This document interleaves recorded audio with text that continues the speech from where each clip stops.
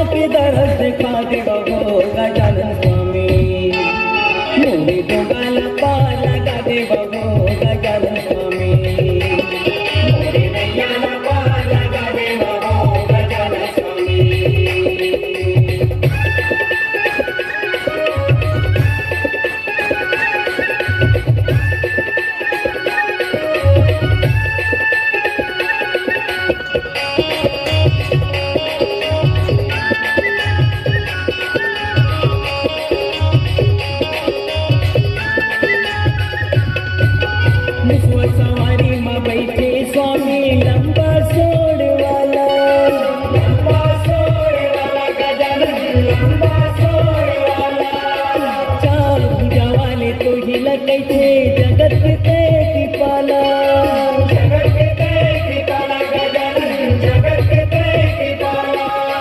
पहली पूजा तोर होवे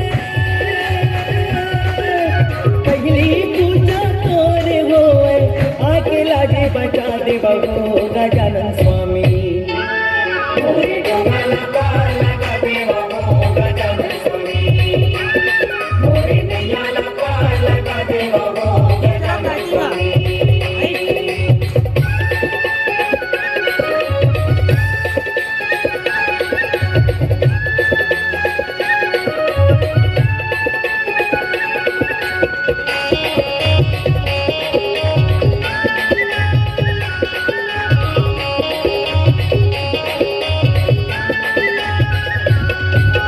जामवंत के वचन सुहाए